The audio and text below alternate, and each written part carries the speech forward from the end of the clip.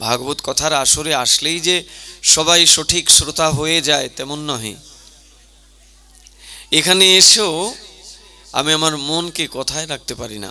দেহটা এখানে আছে বটে, কিন্তু মন সেই বিষয়, সেই জড় কর্মের মধ্যেই পড়ে থাকে। শ্রীমদ্ ভাগবতের মাহাত্ম্যে পদ্মপুরাণে বলছেন, তারাই কেবলমাত্র কথাতে মনোযোগী হতে পারে, একাগ্রতা আনতে পারে, শ্রদ্ধালু হতে পারে, যাদের বহু জন্মের সুকৃতি রয়েছে। এখন দেখছেন হিন্দু মিডিয়া চ্যানেলটি, সাবস্ক্রাইব করুন। যে কথাকে স্বর্গের সুধা, স্বর্গের অমৃতের চাইতেও শ্রেষ্ঠ করলেন, এমন কি আছে? কথার মধ্যে এমন কি সুধামৃত আছে যে স্বর্গের সুধার চাইতেও অনেক ঊর্ধ্বে রাখা হলো তাকে। যে সুধা পান করবার জন্যে স্বর্গের দেবতারা স্বর্গ থেকে নেমে এসেছিলেন, এসে কত না প্রার্থনা করেছিলেন সুখদেব গোস্বামী পাদকে। গোস্বামী পাদ আমাদেরকে এই ভাগবত সুধা একটু পান করান, কিন্তু সুযোগ হয় নাই। এসেছিলেন বটে, কিন্তু শ্রবণ করার সৌভাগ্য হয় নাই। এটা তো পুণ্যবান ব্যক্তির পক্ষে সম্ভব নয়। যারা জীবনে অনেক পুণ্যের কর্ম করেছেন তাদের পক্ষেও ভাগবত কথা শ্রবণ করার সৌভাগ্য হয় না। ভাগবত মাহাত্ম্যে বলছেন, কারা তাহলে ভাগবত কথা শ্রবণ করতে পারেন? না, যাদের বহু বহু জন্ম কেটেছে ভগবত সেবা, সাধু সেবা করে, বহু জন্মে পুণ্য অর্জন করে সেই পুণ্য সুকৃতি আকার ধারণ করেছে। সেই সুকৃতিবান যারা, তাদেরই ভগবানের কথা শ্রবণ করবার আগ্রহ হয়, অনুরাগ হয়, একাগ্র চিত্তে তারা ভগবানের কথা শ্রবণ করেন। ভাগবত কথার আসরে আসলেই যে সবাই সঠিক শ্রোতা হয়ে যায় তেমন নয়। এখানে এসেও আমি আমার মনকে কথায় রাখতে পারি না। দেহটা এখানে আছে বটে, কিন্তু মন সেই বিষয়, সেই জড় কর্মের মধ্যেই পড়ে থাকে। শ্রীমদ্ ভাগবতের মাহাত্ম্যে পদ্মপুরাণে বলছেন, তারাই কেবলমাত্র কথাতে মনোযোগী হতে পারে, একাগ্রতা আনতে পারে, শ্রদ্ধালু হতে পারে, যাদের বহু জন্মের সুকৃতি রয়েছে। আপনাদের সেই সুকৃতি নিশ্চয়ই অধিক থেকে অধিকতর আছে, তাতে কোনো সন্দেহ নেই। আপনাদের সকলের আশীর্বাদ নিয়ে সর্বাগ্রে গুরুপাদ পদ্ম পতিত পাবন যার অহৈতুকী কৃপায় আপনাদের মতো সজ্জনদের সান্নিধ্য পাবার সৌভাগ্য হয়। মদীয় গুরুপাদ পদ্ম অষ্টোত্তর শত ওম বিষ্ণুপাদ শ্রীলভক্তি কিঙ্কর শ্রীধর গোস্বামী গুরু মহারাজের চরণ কমলে প্রণাম জানাই। তিনি জয়যুক্ত হন, তিনি আমাদের প্রতি প্রসন্ন বাড়ি বর্ষণ করুন। প্রণাম জানাই এই মায়ের মন্দিরে উপনীত কথাপিপাসু ভক্তবৃন্দ, আপনাদের নিজ নিজ গুরুদেব গণের চরণ কমলে। তারা আমাদের সকলের প্রতি কৃপা আশীর্বাদ বর্ষণ করুন, যেন আমরা এই কথায় মনোনিবেশ করতে পারি এবং এই কথার যে সুধা সেটা আমরা অবগাহন করতে পারি।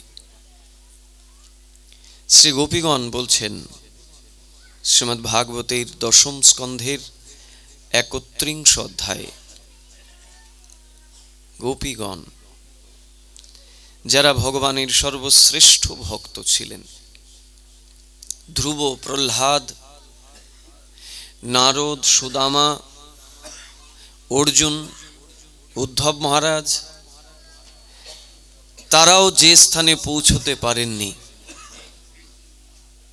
তাদের সকলের ভক্তি রয়েছিল ভগবানের প্রতি, ভগবদ্গত প্রাণ ছিলেন তারা সকলে। কিন্তু তাদের সকলের চাইতে শ্রেষ্ঠ ভক্তি যাদের মধ্যে প্রতীয়মান ছিল, তারা সেই ব্রজের গোপীগণ, বৃন্দাবনের গোপীরা, ললিতা, বিশাখা, চিত্রা, চম্পকলতা, তুঙ্গবিদ্যা, ইন্দুলেখা, রঙ্গদেবী, সুদেবী প্রমুখ গোপীগণ।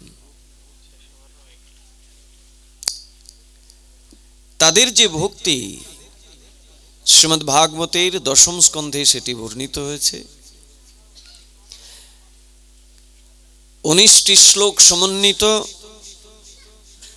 শ্রীমদ্ ভাগবতের দশম স্কন্ধের 31 অধ্যায়ে ভগবানের কথার যে মহিমা তারা বিস্তার করছেন। তারা ভগবানকে বলছেন, প্রভু তোমার শক্তি আছে, তুমি সর্বশক্তিমান, তাতে কোনো সন্দেহ নেই, কিন্তু তোমার চাইতে তোমার কথার শক্তি আরো আরো অনেক অনেক বেশি। তব কথামৃতম তপ্ত জীবনম কবি ভি ईडितम कल्मषापहम শ্রবণ মঙ্গলম শ্রীমদাততম ভুবি ঘৃণন্তি তে ভুরিদা जना। তোমার কথা তোমার চাইতে আরো অনেক শক্তিশালী। তোমার কথা কি করে জানো? তপ্ত হৃদয়কে শান্তি প্রদান করতে পারে। ত্রিতাপ জ্বালায় জর্জরিত সংসারবদ্ধ জীব চতুর্দিকে ঘুরে বেড়ায়, ত্রিতাপের জ্বালা মেটাতে পারে না। তারা যদি তোমার কথার চরণে একবার তাদের এই মস্তককে নোয়াতে পারে, তাদের এই অহংকার অভিমানজনিত এই মাথাটাকে যদি তোমার কথার চরণে নোয়াতে পারে, তৎক্ষণাৎ তাদের দাবাগ্নি নির্বাপিত হয়ে যায়। সংসারের যে দাবানল, সেই দাবানল নির্বাপিত হয়ে যায়। হে নন্দনন্দন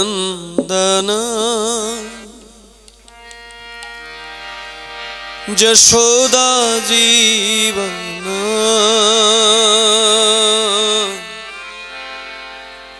হে দামোদর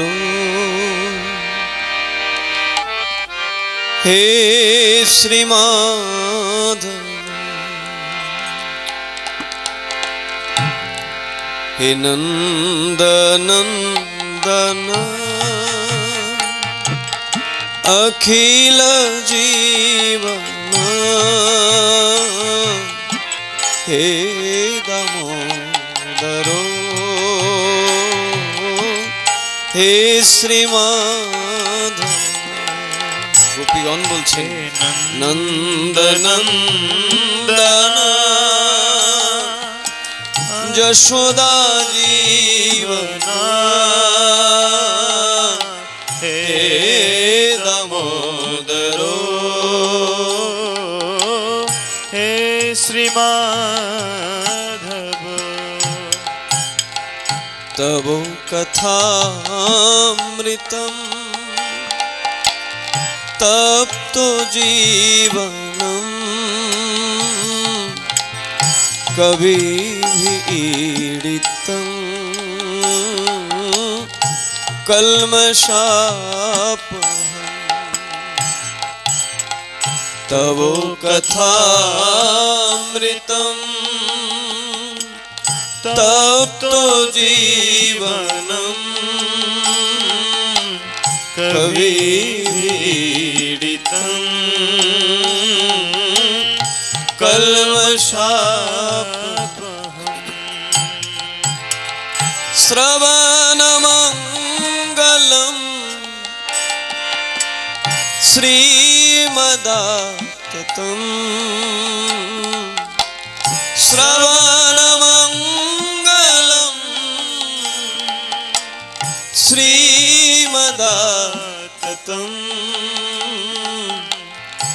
ভুবি ঘৃণন্তি তে ভূরিদা জনা ভুবি ঘৃণন্তি তে ভূরিদা জনা। হে নন্দনন্দন যশোদা জীবন হে দামোদর হে শ্রীমাধব। हे नंदनंदना यशोदा जीवना हे दामोदरो हे श्रीमाधव। हरे कृष्ण कृष्ण कृष्ण हरे हरे राम राम राम हरे कृष्णा कृष्णा कृष्णा हरे हरे हरे राम राम राम तब कथामृतम तप्तो जीवनम तब कथामृतम तप्तो जीवनम कभी भी ईडितम कल्मषापः। आहा कभी भी ईडितम कल्मषापः श्रवण मंगलम श्रीमदाततम भुवि घृणन्ति ते भूरिदा जना। आहा हे प्रभु তোমার কথার মহিমা আর কত ভাবে বলবো বলো। কলমশাপহ জীবের যত রকমের কলমশ আছে, এই হৃদয়ের ভেতরে যত রকমের কুটিনাটি আছে, হিংসা, দেশ, পরশ্রী কাতরতা, পরনিন্দা, পরচর্চা, তোমার কথা কি করে সব কিছু থেকে জীবকে মুক্ত করে দিতে পারে। ভক্তিকে নষ্ট করবার জন্যে, আপনার ভক্তিলতা বীজকে নষ্ট করবার জন্যে বাইরের লোকের দরকার হবে না। আপনার এই ভক্তি নষ্ট করার জন্যে বাইরের লোকের প্রয়োজন হয় না। সবার ভেতরেই সেই শত্রুগুলো আছে, আপনি আমি আমাদের সকলের মধ্যেই সেই শত্রুগুলো রয়েছে, যে শত্রুগুলোই আমাদেরকে ভক্তি জীবনে এগোতে দেয় না। যাও বা একটু এগিয়েছিলাম সাধু সঙ্গ করে, আবার দেখা গেল। এখন দেখছেন হিন্দু মিডিয়া চ্যানেলটি সাবস্ক্রাইব করুন। গোস্বামীগণ বলছেন, মায়েরা কেউ কথা বলবেন না।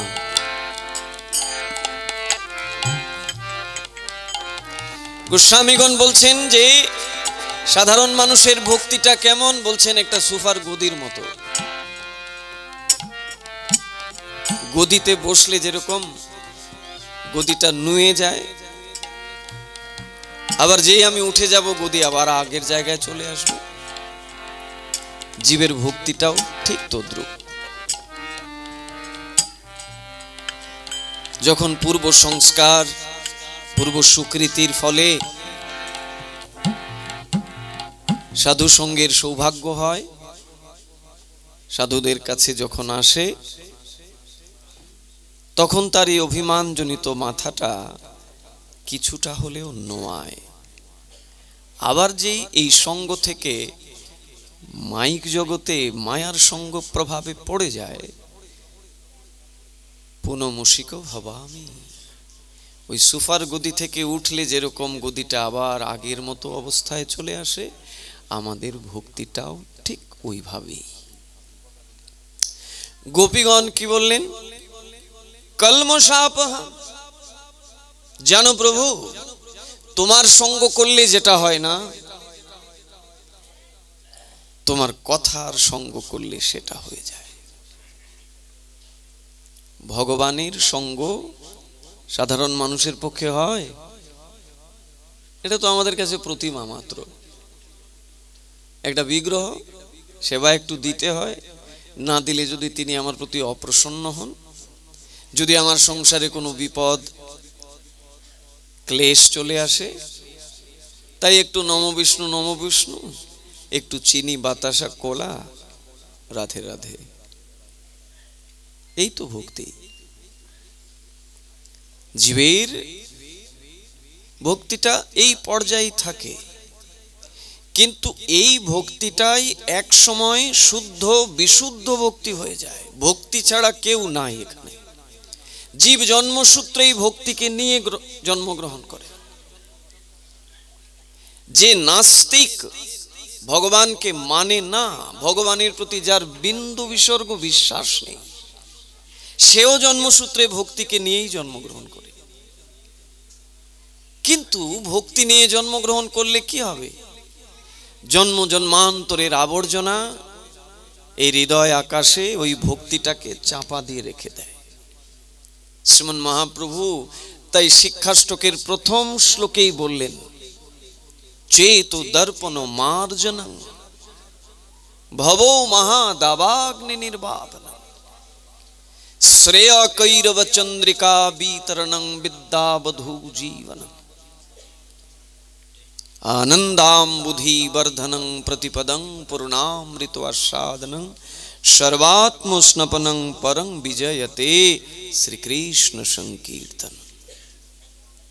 আমি যে সংকীর্তন এনে দিয়েছি কলিযুগের জীবের কাছে, যে সংকীর্তনের মতো সহজ ধর্ম আর কোন যুগে ছিল না, না সত্য যুগে, না ত্রেতা, না দাপরে এত সহজ ধর্ম কোন যুগে ছিল না। এটা কেবল আমি এনে দিয়েছি, শ্রীমান মহাপ্রভু।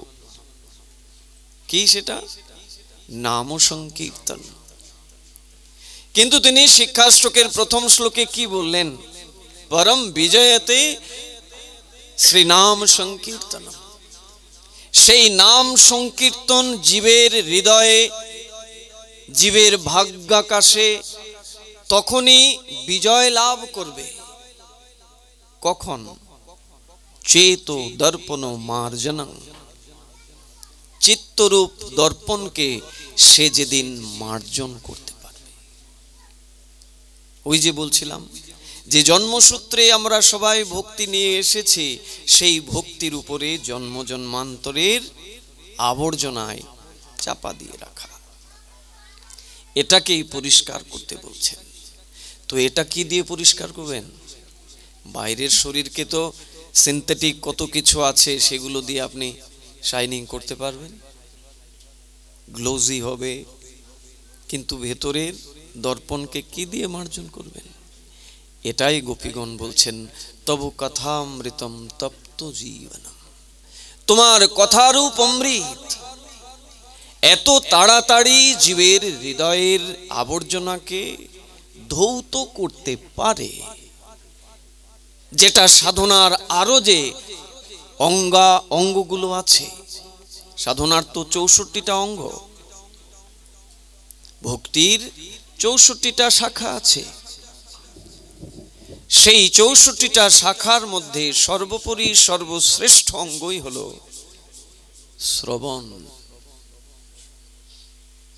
ভগবানের কথা শ্রবণ। ভগবানের কথা শ্রবণের দ্বারা যত তাড়াতাড়ি বদ্ধ জীবের হৃদয় আকাশ ধৌত হয়, পরিশুদ্ধ হয়, অন্য সাধনার দ্বারা এত তাড়াতাড়ি হয় না। সত্যরাজ খান মহাপ্রভুকে গিয়ে বললেন, প্রভু কিসে আমার হিত হবে বলো না, আমি তো আমার হিত চাই, মঙ্গল চাই, কিন্তু আমার মঙ্গল কিসে হবে, আমার হিত কিসে হবে, আমি নিজে নির্ণয় করতে পারি না। তুমি কৃপাপূর্বক বলো। সত্যরাজ মহাপ্রভুকে প্রশ্ন করলেন আর মহাপ্রভু উত্তর দিচ্ছেন, সত্যি তুমি হিত চাও, মঙ্গল চাও? যদি সর্বোপরি মঙ্গল চাও, যাহো ভাগবত শুনো বৈষ্ণব নিকটে। আহা,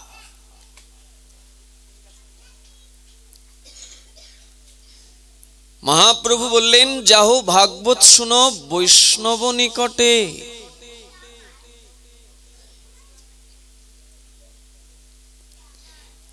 সর্বোপরি মঙ্গল যেখানে বিরাজমান রয়েছে কথার মধ্যে, তব কথামৃতম তপ্ত জীবন।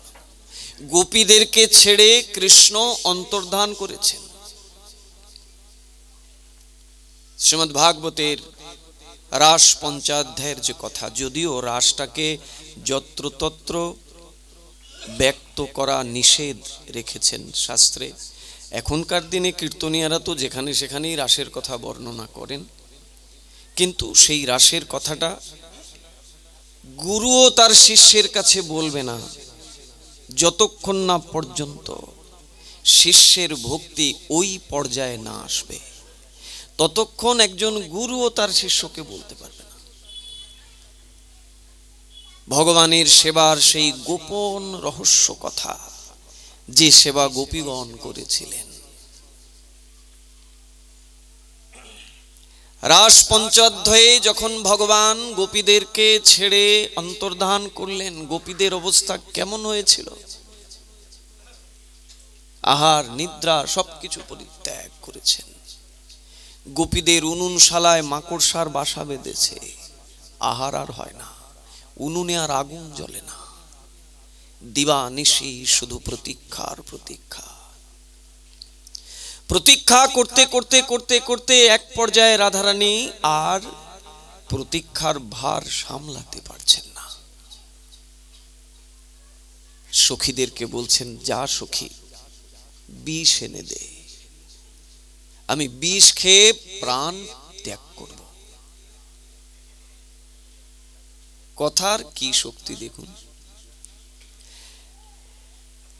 তিনি সিদ্ধান্ত নিয়ে নিলেন যে ভগবানের কৃষ্ণের প্রতীক্ষা আর করব না। প্রতীক্ষার যে জ্বালা,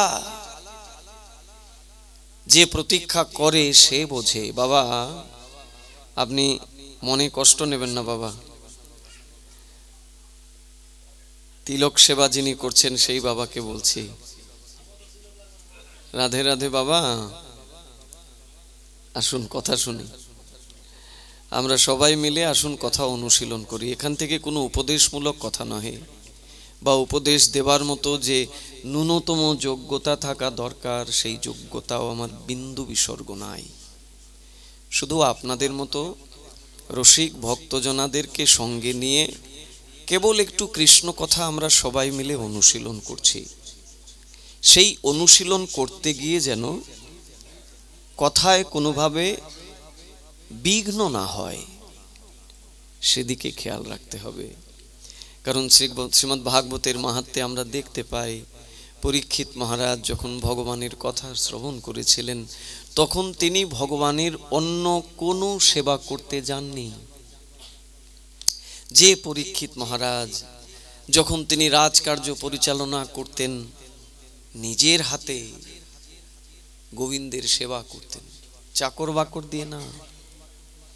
এত বড় একজন রাজা, শুধু রাজা না তো তিনি রাজাদেরকেও পরিচালনা করার শক্তি রাখেন, তাই তিনি সম্রাট। এত বড় এক সম্রাট পরীক্ষিত মহারাজ, যিনি প্রজাদের প্রতিপালন করছেন সন্তানবৎ। কোনো সন্তান একজন নেই যিনি অভিযোগ করতে পারেন রাজার সেবার বিরুদ্ধে গিয়ে। এমন ভাবে সেবা করতেন, আবার ভগবানের সেবাও নিজের হাতে করতেন। আমরা বলি, আমাদেরও ইচ্ছা করে, কিন্তু সময় পাই না।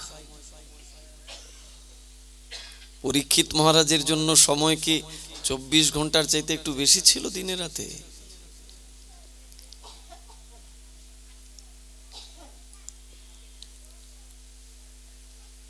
তিনি অনুভব করেছিলেন, আমরা অনুভব করতে পারিনি।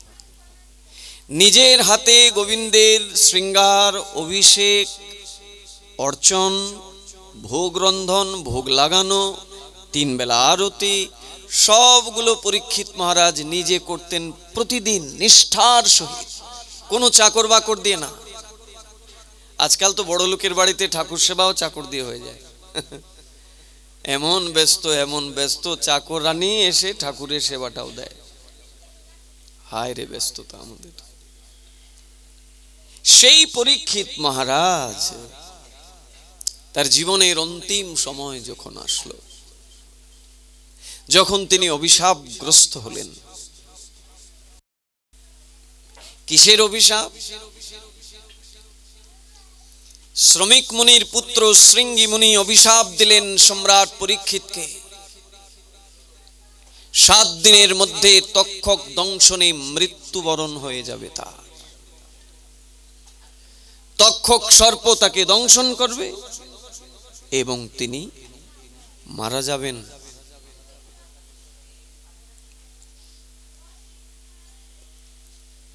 সেই অন্তিম 7 দিন তার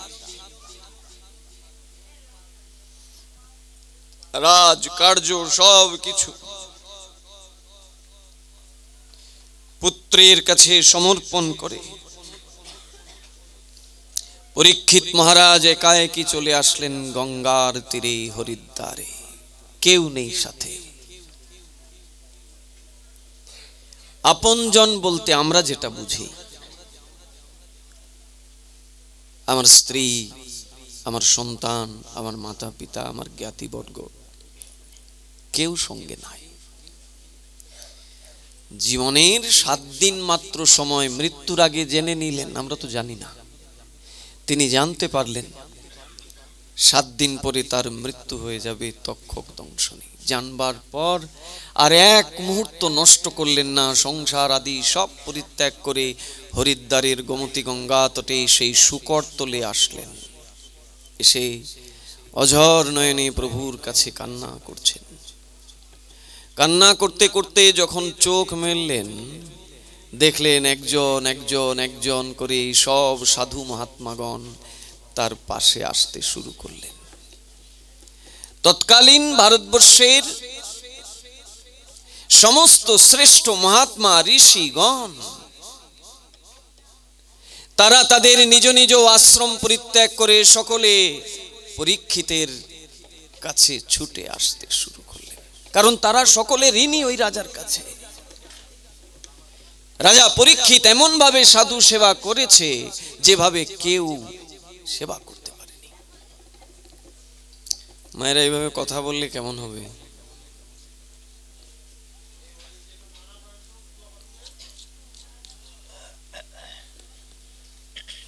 ভাগবত কথা মাহাত্ম্য এই জন্যই বলতে হয় বারবার। বলতে বলতে যদি আমাদের কথা শ্রবণের প্রতি শ্রদ্ধার নিষ্ঠা আসে, কথা শুরু হওয়ার আগে আসতে হবে, কথা শেষ হওয়ার পরে যেতে হবে। মাঝপথে আসবো, শেষ বেলায় প্রসাদ বিতরণ হবে তখন আসবো, এটা শ্রবণের নিষ্ঠা নহে। 7 দিন 7 রাত একভাবে পরীক্ষিত মহারাজ শ্রবণ করেছেন, এক বিন্দু জল খেতে যাননি। কি আশ্চর্যের বিষয়!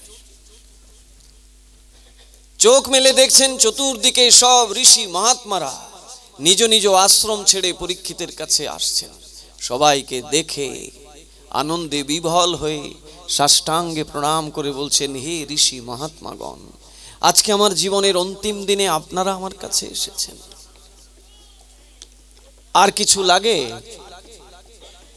মৃত্যুর সময় যদি আপনার গুরুদেব আপনার কাছে আসেন, শ্রেষ্ঠ সাধুরা যদি আপনার বাড়িতে আসে, আপনার শিয়রের সম্মুখে, আর জীবনে কিছু লাগবে?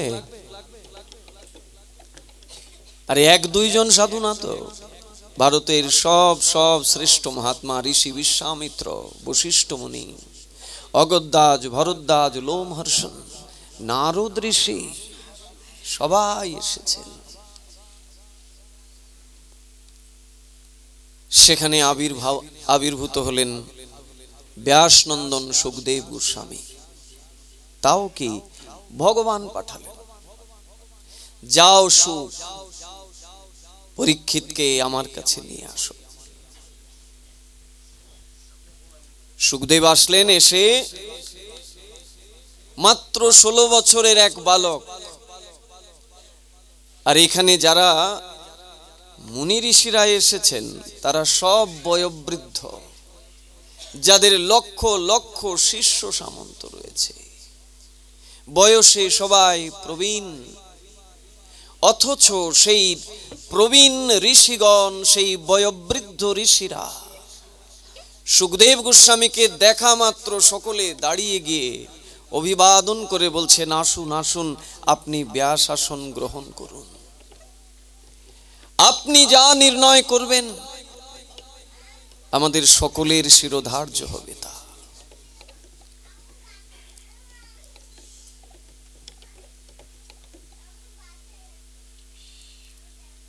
তার বয়স 16 হতে পারে,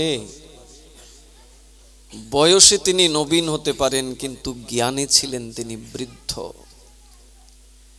জ্ঞানে তিনি বৃদ্ধ ছিলেন, এই জন্য বৃদ্ধ মহাত্মারা তাকে স্তব স্তুতি করে ব্যাসাসনে বসিয়েছিলেন। শুরু হলো সেখানে ভাগবত কথা কীর্তন। বক্তা সুখদেব গোস্বামী, প্রধান শ্রোতা পরীক্ষিত মহারাজ, আর তার চতুর্দিকে পরিবেষ্টিত হয়ে আছেন তৎকালীন সময়ে ভারতবর্ষের শ্রেষ্ঠ শ্রেষ্ঠ মহান মহান ঋষিগণ, যারা ধর্মের সমস্ত অনুষ্ঠান ইতিমধ্যে তারা পালন করেছেন। তাদের লক্ষ লক্ষ শিষ্য রয়েছে, কিন্তু তাদেরও ভাগবত কথা শ্রবণ করবার সৌভাগ্য এখনো হয় নাই। তারা সবকিছু করেছেন, ধর্মের যত রকমের অঙ্গগুলো আছে সবগুলো তারা যাজন করেছিলেন, কিন্তু কথা শ্রবণের সৌভাগ্য তাদের হয়ে ওঠেনি। আজকে হলো পরীক্ষিত মহারাজের সুকৃতির শক্তি দেখুন। এক পরীক্ষিতের সুকৃতির জন্য ভগবান কৃপা করে সেই ভাগবতকে সুখদেবের মাধ্যম দিয়ে পাঠালেন এই পার্থিব মনুষ্যকুলে, এই পৃথিবী লোকে। সেখানে প্রধান শ্রোতা পরীক্ষিত মহারাজ, তার চতুর্দিকে সমস্ত ঋষি মহাত্মাগণ, তারা শুনছেন সেই দিব্য ভগবানের কথা। একদিন, দুদিন, 3 দিন অতিক্রম হলো। সুখদেব গোস্বামী পরীক্ষিতকে বলছেন, পরীক্ষিত, তোমার তো এমনিতে আয়ু মাত্র 7 দিন, কিন্তু তুমি যেভাবে না খেয়ে 3 দিন ধরে এক আসনে বসে দিবা রাত ভাগবত কথা শ্রবণ করছো, তুমি তো 7 দিনের আগেই মরে যাবে। যাও, শরীরে কিছু আহার দিয়ে আসো। 3 দিন রাত, 24 ঘন্টা 24 ঘন্টা 24 ঘন্টা, এইভাবে 3 দিন 3 রাত এক আসনে বসে পরীক্ষিত মহারাজ সুখদেব গোস্বামীর শ্রীমুখ থেকে এই দিব্য ভাগবত কথা শ্রবণ করছেন। সুখদেব গোস্বামী পাদ বলছেন, যাও শরীরে কিছু দিয়ে আসো আহার, নইলে তো 7 দিনের আগেই মরে যাবে।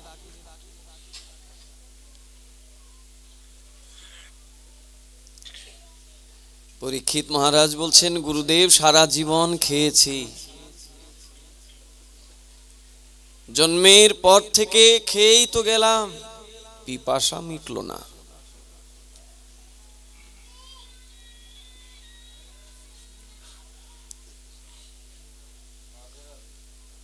রাধে রাধে। পিপাসা তো মিটে নাই গুরুদেব, কিন্তু আপনি যে সুধা আমায় পান করাচ্ছেন, এখন তো আমার মধ্যে কোনো পিপাসাই নাই। আমি যে খাবো, খাবার কখন খায় মানুষ? যখন খিদে লাগে তখন না খায়, আমার তো খিদেই নেই। আপনি যে সুধা আমায় পান করাচ্ছেন, এরপরে কি এই পার্থিব কোনো কিছু খাওয়ার আর অপেক্ষা রাখে?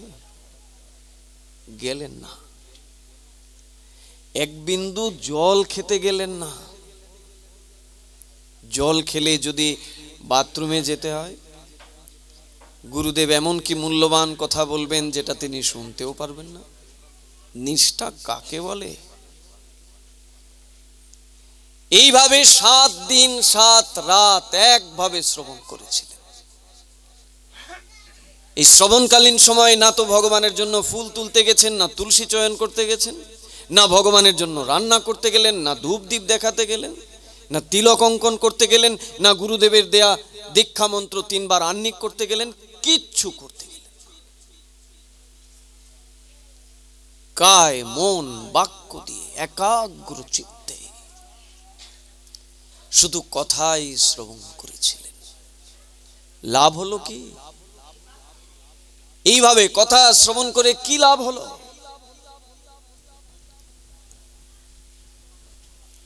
শ্রবণান্তে দেখতে পেলেন স্বয়ং ভগবান বিষ্ণু। স্বয়ং ভগবান বিষ্ণু গোলক থেকে রথ নিয়ে আসছেন।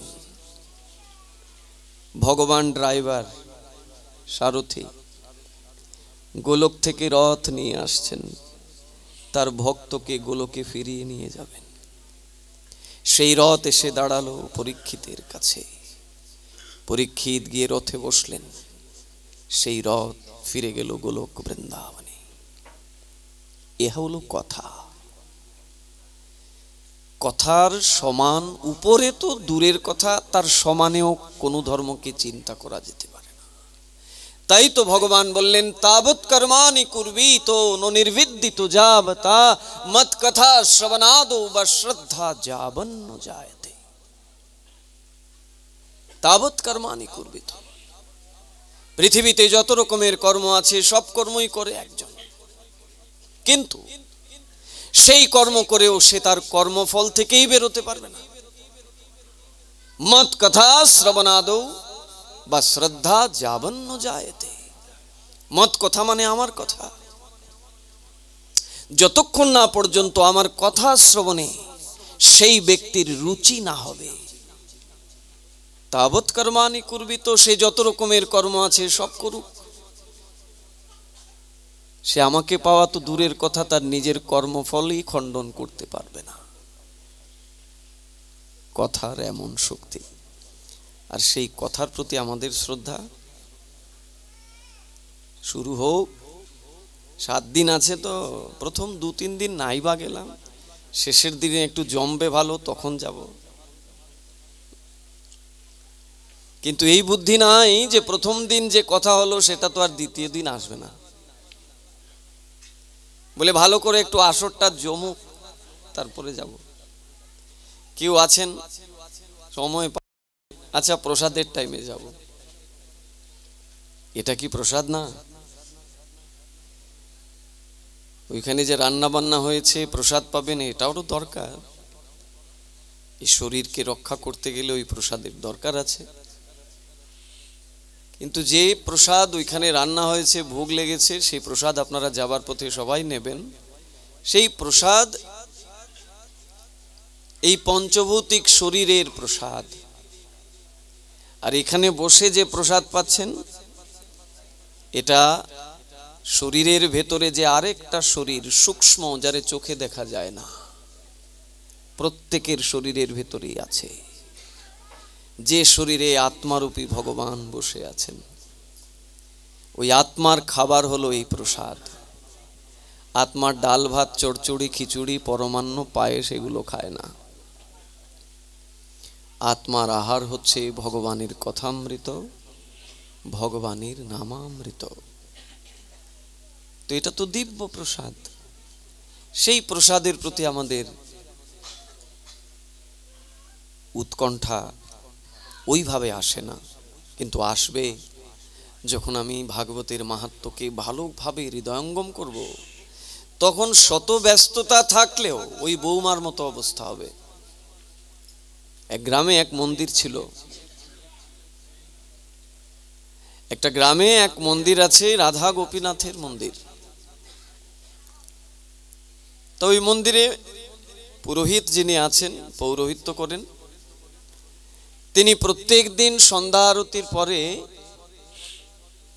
ভাগবত আলোচনা করেন। তো এখানে গ্রামের অনেক বয়স্কা পুরুষ মহিলা তারা আসেন পাঠ শুনতে। ওই গ্রামে এক বুড়িমা আছে। ওই বুড়িমা প্রত্যেক দিন পাঠের আগে আসে, এসে পাঠের কীর্তন করে পঞ্চতত্ত্বের বন্দনা আদি, তারপরে পাঠ শুনে বাড়িতে চলে যায়। মায়েরা রাধে রাধে।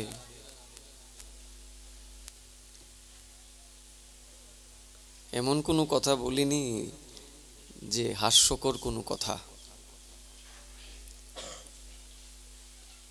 কিন্তু অনেকেই হাসছেন।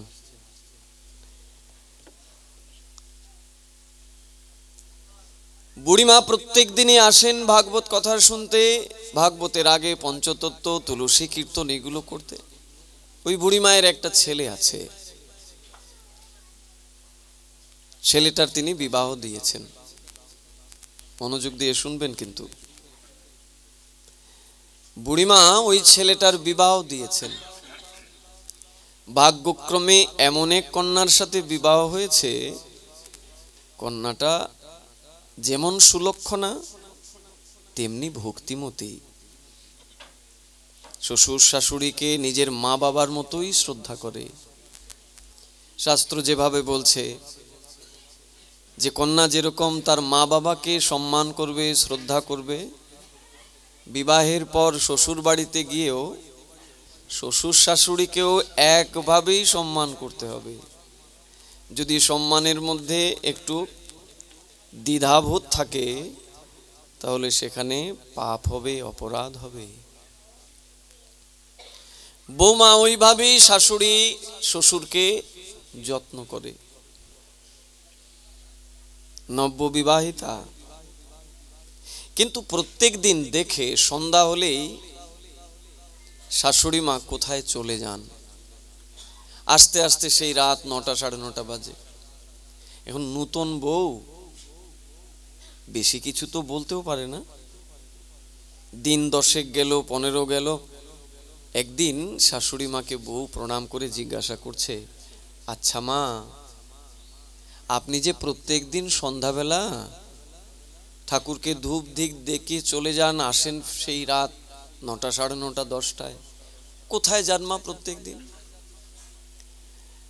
বলছে, বউরে, আমাদের গ্রামে একটা মন্দির আছে, রাধা গোপীনাথের মন্দির। সেই মন্দিরে পুরোহিত মশাই প্রতিদিন ভাগবত পাঠ করেন, আমি সেই পাঠ শুনতে যাই। যেই বলছে পাঠ শুনতে যাই, বৌমা তো এবার চরণে পড়ে গিয়ে বলছে, মা আমিও যাব। শাশুড়ি মাকে বলছে, শাশুড়ি মা আমিও যাব তোমার সাথে। তো শাশুড়ি মা বলছে, না রে, তোর কি এখন সময় হয়েছে নাকি ওইসব পাঠে টাঠে যাওয়ার? স্বামী সেবাই ভগবানের সেবা। আমার ছেলের সেবা কর, এতেই ভগবানের সেবা হয়ে যাবে। কে বলছেন? যিনি দীর্ঘ অনেক বছর ধরে ভাগবত কথা শ্রবণ করেন, সেই বুড়ি মা তার বউকে বলছেন, তোর স্বামীকে সেবা কর, স্বামীর সেবা করলেই ভগবানের সেবা হয়ে যাবে। কথাটা মনঃপুত হলো না বৌমার কাছে। কিন্তু মনঃপুত না হলে কি হবে? ঝগড়া করবে শাশুড়ির সাথে? কখনোই না। কারণ বউ জানে যে মর্যাদাকে কখনো উল্লঙ্ঘন করতে নেই। দুঃখে কষ্টে কি করবে? বাড়িতেই থেকে গেল। শাশুড়ি পাঠ শুনতে যান প্রতিদিন, বউর আর যাওয়া হয় না। যত দিন যায় বউ আর শাশুড়ির মধ্যে আন্তরিকতা গাঢ় হয়, এমন ভাবে সম্পর্ক হয়, একদম বন্ধুত্ব হয়ে যায় দুজনের মধ্যে। প্রায় মাস 6 কেটে গেল। একদিন বউ কি করলো,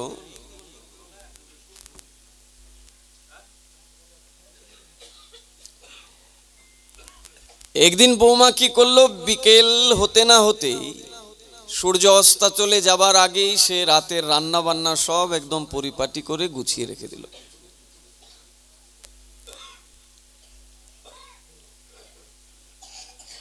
রাতের সব রান্না বান্না সব শেষ। এবার সন্ধ্যা হতেই শাশুড়ি যেই ধূপ দ্বীপ দেখিয়েছেন ঠাকুরকে, এদিকে বৌমাও সেজে গুজে একদম তৈরি। শাশুড়ি মনে মনে ভাবে যে আজকে বিকেলে বিকেলেই রান্না বান্না হয়ে গেল, সাজগুজো হয়ে গেল, বউ বুঝি ছেলেকে নিয়ে কোথাও ঘুরতে যাবে। জিজ্ঞাসা করছেন, বউ কোথাও তোমরা ঘুরতে যাবে নাকি? বলছে, হ্যাঁ মা যাব। কোথায় যাবে? এখন চরণে পড়ে গিয়ে বলছেন, মা আমি তোমার সাথে যাব। বলে, আমার সাথে যাবে? কোথায় যাবে? বলে, কেন মা? ওই যে মন্দিরে যাবে তুমি পাঠ শুনতে, আমিও তোমার সাথে যাব। এখন তো এমন বিনয়ের সাথে আর্তনাদ শুরু করলো যে না নিয়ে তো আর উপায় নেই।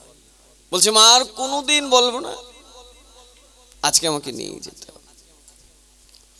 এখন এমন আর্তনাদ, শাশুড়ি মা আর পারলেন না বউকে বাড়িতে রাখতে, নিয়ে আসতে হলো মন্দিরে। শাশুড়ি আর বউ দুজনই আসলেন রাধা গোপীনাথ মন্দিরে। পুরোহিত মশাই আজকে পাঠের বিষয় আলোচনা করছেন সাধু সেবা নিয়ে, বৈষ্ণব সেবা, গৃহস্থের মঙ্গলের অন্যতম উপায়। সাধু সেবা, বৈষ্ণব সেবা, এই নিয়ে ওই দিনকার আলোচনা ছিল। আলোচনা শেষ হতে বউ শাশুড়ি দুজনেই বাড়িতে ফিরে আসলেন। এসে যথারীতি খাওয়া দাওয়া করে রাতে ঘুমিয়েছেন। পরদিবস সকালবেলা ঘুম থেকে উঠলেন শাশুড়ি, উঠে বউকে আর খুঁজে পান না। চিন্তা করলেন, আমার বউ তো আমার অনেক আগে উঠে উঠান ঝাড়ু দেয়, বাসনপত্র মেজে ফেলে, আজকে তো সবকিছুই পড়ে আছে, বউ কি এখনো ঘুমিয়ে আছে? অনেক রাতে এসেছি, বোধহয় এই জন্য ঘুমোচ্ছে। এখন ছেলের ঘরের পর্দা সরিয়ে দেখেন ছেলে খাটে একাই ঘুমিয়ে আছে, বউ খাটেও নাই। শাশুড়ি চিন্তায় পড়ে গেলেন, বউ গেল কই? এখন শাশুড়ি খুঁজতে খুঁজতে দেখে কি, বাড়িতে ঢোকার যে মূল ফটক আছে ওই জায়গায় বউ দাঁড়িয়ে আছে, একদম লম্বা তিলক টিলক এঁকে, স্নান টান করে ধৌত বস্ত্র পরে তিলক টিলক এঁকে ওইখানে আছে। আর পথ দিয়ে সাধুরা যাচ্ছেন, এদেরকে প্রণাম করছে, কাউকে একটু ফল দিচ্ছে, কাউকে একটু চাল ডাল প্রণামী এইসব দিচ্ছে। শাশুড়ি এটা দেখে বলছে, কি রে বউ, সাত সকালে কি তোর ভীমরতি দেখা দিল নাকি? বলে, কেন মা? বলে, সংসারের বাসনপত্র সবকিছু ওইভাবে পড়ে আছে, উঠোনও ঝাড়ু দিলি না, তোরে খুঁজতে খুঁজতে আমি পাই না, তুই এখানে এসে এইসব কি শুরু করলি? বৌমা বলছে, কেন মা? কালকে যে সাধু বাবা পাঠে বললেন যে সংসারী ব্যক্তি ঘুম থেকে উঠে সাংসারিক কার্য শুরু করবার পূর্বে আগে গোবিন্দের সেবা করবে, সাধুর সেবা করবে, তারপরে সংসারের কাজে প্রবৃত্ত হবে। কালকেই তো বললেন, তা সাধু বাবার মুখ থেকে যা শুনেছি সেটা আমি আচরণ করছি। শাশুড়ি বলছে, হায় রে বউ, এই জন্যই তো আমি এতদিন নিয়ে যাইনি। তুই ওই মন্দিরের কথা বাড়ি পর্যন্ত বয়ে এনেছিস, মন্দিরের কথা তো মন্দিরেই রেখে আসতে হয়। শাশুড়ি মা এত বছর ধরে তিনি পাঠ শুনতে আসেন, বউরে বলছেন মন্দিরের কথা তো মন্দিরেই রেখে আসতে হয়, মন্দিরের কথা কি আবার বাড়িতে বয়ে আনতে হয় নাকি? তাইলে ওই কীর্তনের আগে একটু পঞ্চতত্ত্ব বর্ণনা করেছেন আর পাঠ শুনেছেন, শুধু ঘুমিয়েছেন, আর পাঠ শেষে নকুল আর বাতাসা নিয়ে বাড়িতে এসেছেন। শ্রবণটা হতে হবে ওই বৌমার মতো, এক বেলা শুধু শুনেছিল, পরদিনই নিজের জীবনে আচরণে আনতে পেরেছে। শ্রবণটা এই জন্যই, কিসের জন্য শ্রবণ করব? শ্রবণ করে কারণ আমরা কেউ তো মায়ের পেট থেকে কিছু শিখে আসি নাই। কি জাগতিক বিদ্যা, কি পারলৌকিক বিদ্যা মায়ের পেট থেকে শিখে এসেছি? কখনোই না। আমাদের এত সৌভাগ্য ছিল না যে আমাদের গর্ভ সংস্কার হয়েছে। দশবিধ সংস্কারের মধ্যে একটা সংস্কার হলো গর্ভ সংস্কার। সনাতন শাস্ত্রে যে 10 প্রকার সংস্কারের কথা বলছেন, সেই দশবিধ সংস্কারের মধ্যে একটা সংস্কার হচ্ছে গর্ভ সংস্কার। একজন মা, একজন স্ত্রী যখন গর্ভে সন্তান আসবে তখন তার কি করা উচিত? ভাগবত বলছেন। আমরা তো উল্টো আমাদের বউকে, ওই সন্ধ্যাবেলা যাবি না, কিন্তু মন্দিরে এখন যাওয়া যাবে না। আমরা যেটা সংসারে করি ঠিক শাস্ত্রের বিপরীতটা। শাস্ত্র গর্ভ সংস্কারের কথা যেটা বলছে, আমি শাশুড়ি আমার বউকে ঠিক তার বিপরীতটা করাচ্ছি। গর্ভ সংস্কার কি বিষয় প্রহ্লাদ মহারাজের চরিত্র শুনলে বোঝা যায়।